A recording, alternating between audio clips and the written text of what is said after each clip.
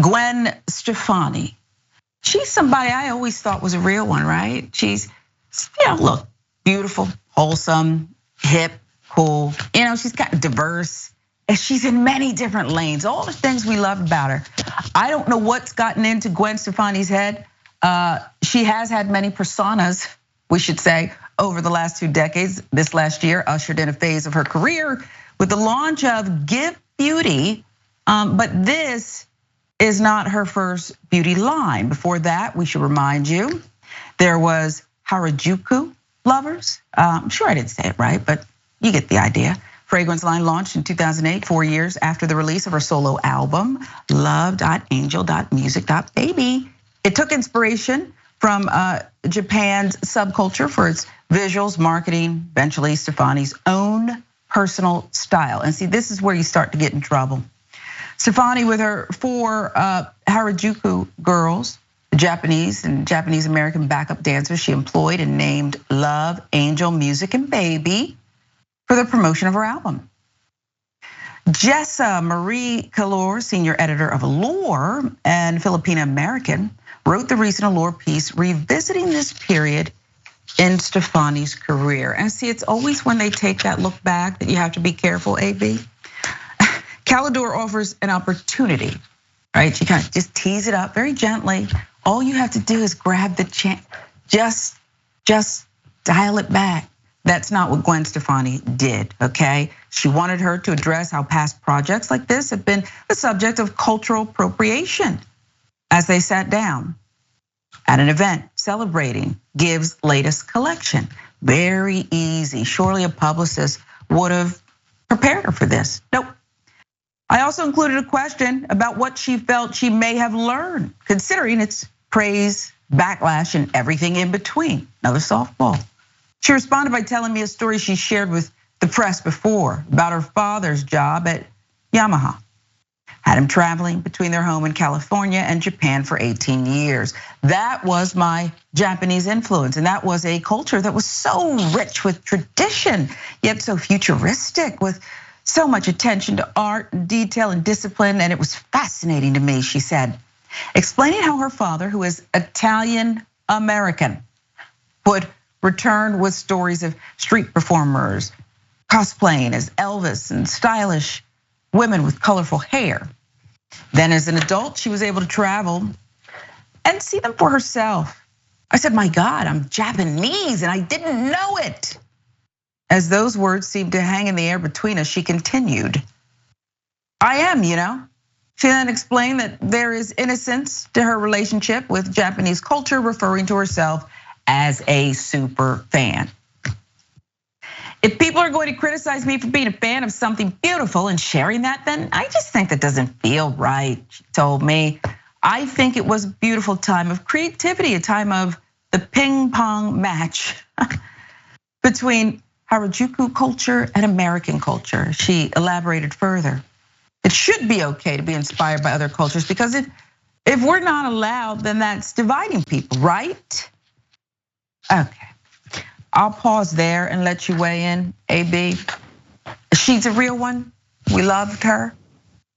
I had to put that, loved. We don't like her right now, but perhaps some people are okay with it.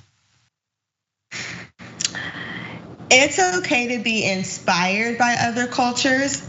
It's not okay to steal other people's culture and then capitalize off of it. You're very tone deaf is the thing, and you didn't read the room well because you're not Japanese, baby. You are white. You are Italian American. You are a Californian, whatever you want to call it. But why couldn't you, if you were so inspired by their culture, right? Why couldn't you found a Japanese artist, right?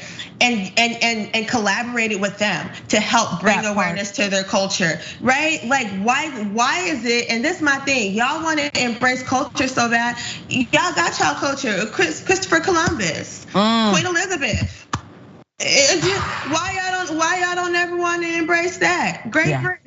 What? Y'all give the jewels back. Give the jewels back. Okay, it's time. Return them. Give Africa its stuff back. There's more. The statement AB made Calor reflect. Like Stefani, I am not Japanese, she says. But I am an Asian woman living in America, which comes with sobering realities during a time of heightened Asian American and Pacific Islander hate. I am a woman who has been called racial slurs because of her appearance, feared for her father's safety as he traveled with her on New York City subways, and boiled with anger as grandparents were being attacked and killed because they were Asian. I envy anyone who can claim to be part of this vibrant, creative community, but avoid the part of the narrative that can be painful or scary. 32-minute convo left both Calidor and an Allure social media associate who is Asian and Latina questioning what they heard. Did she really say that? But during our interview, Stefani asserted twice that she was Japanese, and once that she was a little bit of an Orange County girl, a little bit of Japanese girl, a little bit of an English girl. Surely she didn't mean it literally, or she didn't know what she was saying. Representative for Stefani reached out the next day indicating that I had misunderstood what Stefani was trying to convey. Allure later asked Stefani's team for an on-the-record comment or clarification of these remarks. They declined to provide a statement or participate in a follow-up interview. Calidor went on to ask,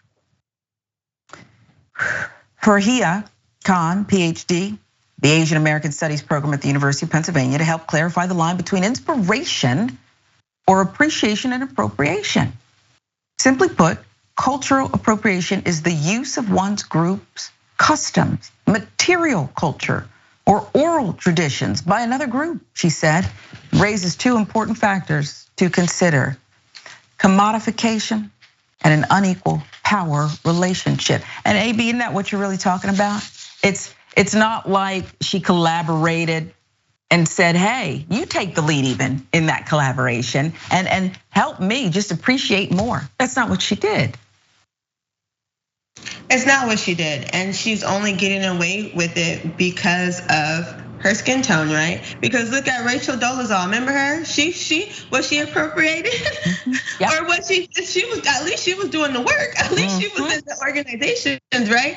So now it goes to questions, since you're so fascinated by their culture and what they do, what work have you done for their community, right? Have you stood up for the issues that they have? And that's always the case, is that you're cool with our culture and what we do and the style we bring until it comes to dealing with the consequences, until it comes to speaking up about the consequences of us dealing with issues on a day-to-day basis simply because of our race, right? So your opportunities that you've had worth millions and millions of dollars, how much of that have you given to the Japanese people?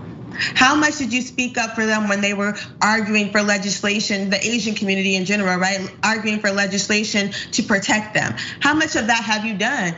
This is the problem with stuff like that. Stop stealing our stuff, period. It's a thief, period. You gotta stop. And you're exactly right. But that's their culture. Right, this would have been the perfect opportunity, right? She's sitting in this interview talking about how much she appreciates it. Oh, beautiful. And why not say, and that's why I was at the forefront. That's why I said, let me talk to Congress. I'm gonna do something here. We could be wrong. Maybe she put her money where her mouth is. Maybe she silently was marching. I don't know, but it's disappointing. There's more. In terms of commodification, Stefani has certainly made a lot of money tapping into other cultures for inspiration. Beyond her music, as of 2019, Stefani's brands have brought in more than 1 billion in retail sales. Brands that include Lamb, Harajuku Lovers, and Harajuku Mini. Unequal power relationship between the person with the power, often a white person. We're talking about white people. That's what's going on here, okay? And we just have to be plain, speak plainly about it. And the group they claim to be part of can create negative repercussions for the latter, no matter the intentions of the former. While I think lack of awareness is a valid reason, I don't think it's a valid excuse, says Angela Wen, therapist at the Yellow Chair Collective, a psychotherapist group with an emphasis on serving the Asian American community. A white person doesn't have to face the racism, prejudices, discrimination that a Japanese, Mexican, or El Salvadorian person would have to face. They can put on those bits of culture sort of like a costume. And that's the offensive part, isn't it, AP? She's playing a part, she's wearing a costume instead of something that's deep within and part of one's culture. Now we had blackface, and this is giving real yellow face. Where have you been? AP, where have you been? You've been studying. You've had your head down. You've been studying. We need you back. We needed you here. Okay, because you make the therapist is lovely, the professor wonderful, but we have you. I'll read the rest of it. Okay. Professor Gwen says they can put on those bits of culture sort of like a costume, and that can lead to a diluted perception of the minority group. Gwen explains when it comes to the AAPI community, she says it can affect first how AAPI people are perceived, and second, how people perceive themselves. How people perceive themselves. I'll give you the last word. I think that's absolutely true, right? And I say that because a lot of cultures, right, of color were not invited in these spaces, in particular in the media, right, in the forefront. And I think one thing that we're learning, especially in this time now, is people feeling like, dang, I never saw anyone like me on TV, right? I always saw this particular group who got all the shine and right. And so for myself, I just never felt that self-confidence because there was never a representation of myself. And so when you take away that representation from a community, we're grateful that you appreciate, right, our culture and what we have going on, but put us in the forefront, right? Because at the end of the day, it's a financial thing, right? And even if you enjoy it, you don't gotta be the face of it because you're not the face of our culture, you're not the face of our race or however you wanna classify it. So you put someone forward who can represent and so that we can see people just like us.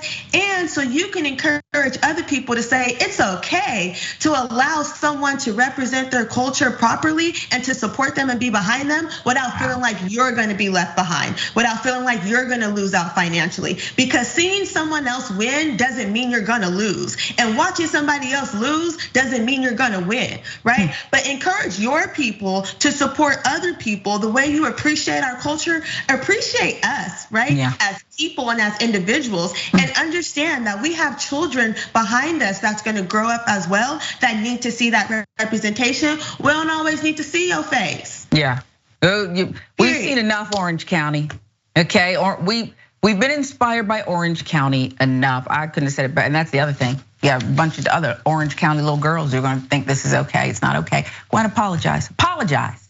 That's all you have to do. Say you're sorry and move on. It's just gonna come back to haunt you.